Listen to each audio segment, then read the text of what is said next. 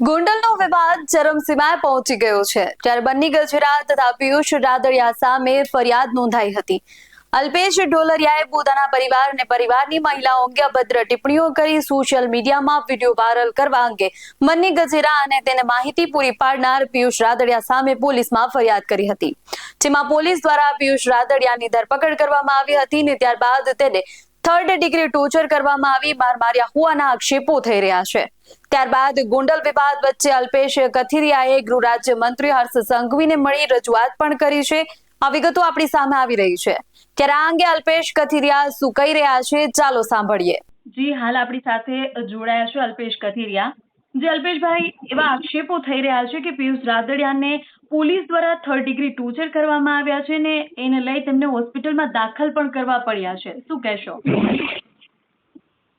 છેલ્લા 3-4 દિવસથી પિયુષભાઈ રાદડિયાની અલગ અલગ ગુનામાં અટકાયત કરી છે। એ અમારા સાથી છે, ગોંડલ યાત્રામાં પણ અમારી સાથે હતા। વિશ્વ હિન્દુ પરિષદ ગોંડલના એ અધ્યક્ષ છે। તમે વિચારો કે પોતે વિશ્વ હિન્દુ પરિષદ ગોંડલના અધ્યક્ષ છે, અમારી સાથે જોડાયેલી વ્યક્તિ છે, ધંધાર્થી વ્યક્તિ છે, એને આ રીતે ખોટી રીતે અલગ અલગ ગુનામાં ફિટ કરી રહી છે।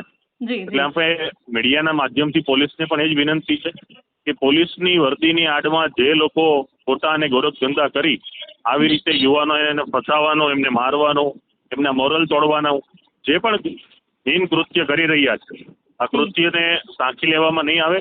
આ પહેલી ને છેલ્લી વાર ગોંડલ પોલીસ માટે અંતિમ તક છે।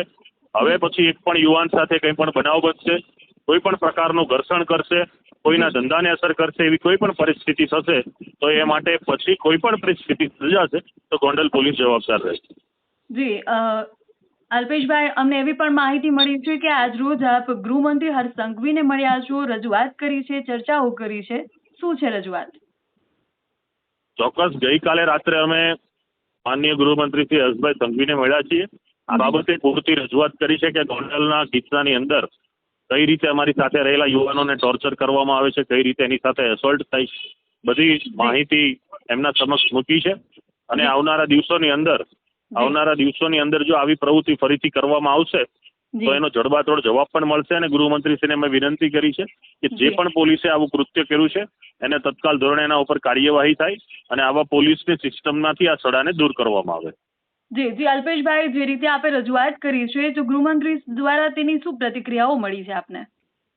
ગૃહમંત્રીશ્રી દ્વારા ત્યાંના રેન્જ આઈજી અને જે પણ ઉચ્ચ અધિકારી છે એમને સૂચના આપવામાં આવી છે અને એ તપાસના અંતે જે કોઈ પણ દોષિત પોલીસ આવશે એ તમામ પોલીસના અમે પુરાવાઓ પણ રજૂ કરવાના છીએ। એ તમામ પોલીસને સિસ્ટમમાંથી દૂર થાય અને જે પણ આ છડો વર્દીની આડમાં જે ખરાબ કામ કરી રહ્યા છે, જે કૃત્ય કરી રહ્યા છે ગેરકાયદેસર, એના ઉપર પગલાં લેવાય અમારી આશા છે। જી, તમામ જે રીતે અત્યારે અલ્પેશભાઈ ગોંડલમાં વિવાદ વકરી રહ્યો છે તેને લઈને શું તમે ફરી પાછા ગોંડલમાં પાછા ફરશો, શું કહેશો? ચોક્કસ, અમે તો પહેલેથી કીધું છે જ્યારે આવું હશે ત્યારે ગોંડલમાં આવશું। ગોંડલ એ કોઈના નામે નથી, ગોંડલ એ કોઈની જાગીર નથી, જ્યારે આવું હશે ત્યારે ગોંડલ આવીશું।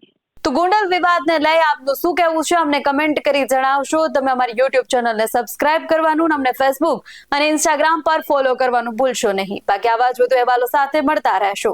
BS9 TV ન્યૂઝ, નમસ્કાર।